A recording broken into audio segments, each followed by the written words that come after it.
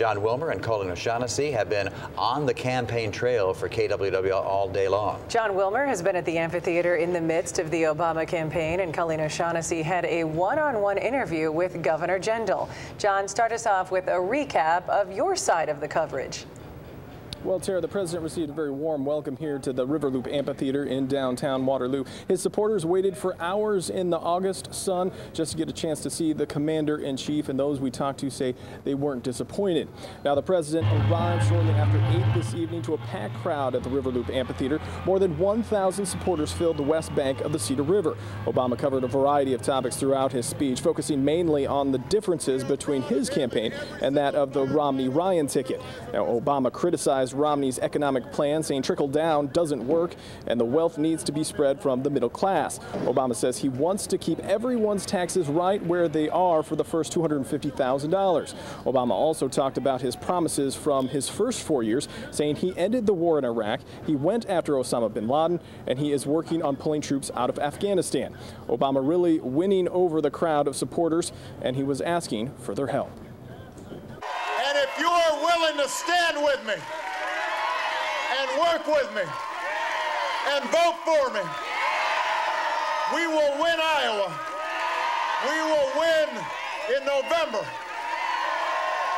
And we will finish what we started and remind the world why America is the greatest nation on earth. God bless you. God bless the United States of America. Now, President Obama also promoted his health care plan. He even called it Obamacare, saying that's a fair title because he does care and more Americans need help with their health care coverage.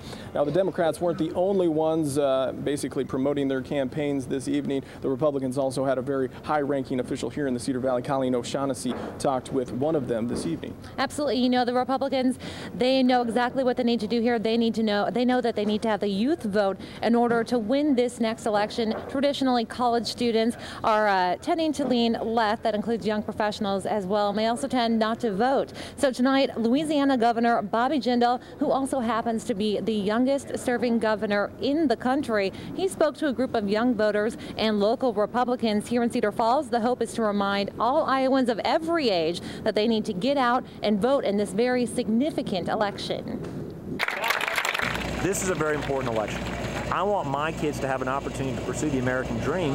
I don't want to mortgage their future. Quite simply, we can't afford another 4 more years of this president's policies. Louisiana Governor Bobby Jindal spoke to the crowd in Cedar Falls about several topics, putting an emphasis on Mitt Romney and Paul Ryan's plan for Medicare. Keep the program the way it is for seniors, those who are nearing retirement.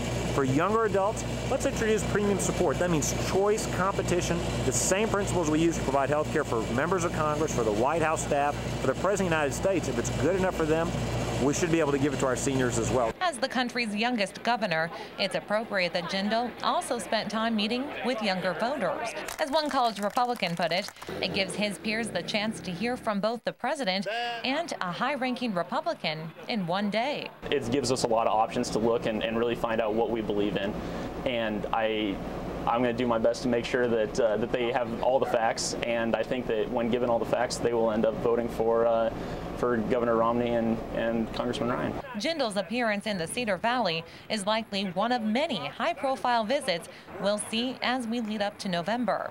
And that's a good thing for the local party. Blackhawk County is a tough county, but we've made great strides in the last 2 years. We've registered tons of people as Republicans. We're getting our door-knocking campaign going. Jindal is hoping his presence will make an impact and put Romney on top in Iowa come November. Iowa's a critical state yet again. 4 years ago, Iowa launched President Obama into the White House. First in, first out. A lot of Iowans are having buyer's remorse, and they're ready to send Mitt Romney to the White House. And you can watch the full interview with Governor Jindal on KWWL.com, excuse me. And John, you know, we didn't just talk about politics, we also talked about some lighthearted issues, like the fact that Governor Jindal has yet to attend the Iowa State Fair, and he says he's not going to get a chance to go on this visit, but he did put out a suggestion that we have sort of a state fair food off, in which we have Iowa's fried butter on a stick versus Louisiana's fried gator on a stick. No offense to Iowa, I think I'd take the fried gator over the fried butter. What about you? Well, President Obama, he actually talked about visiting the state fair. He said that he tried the pork chop on a stick. He also said that during his campaign, he thought people were cheering 4 more years. They were saying 4 more beers. They were wanting more beer. But he said that he had a great time at the Iowa State Fair as well. So absolutely. Well, thank you, Colleen. And that does it for us here at the Riverloop Amphitheater in downtown Waterloo. For Colleen O'Shaughnessy, I'm John Wilmer, KWWL News. All right, John and Colleen, thank you very much. The president coming downtown for quite an eventful night, that's for sure. Sure was.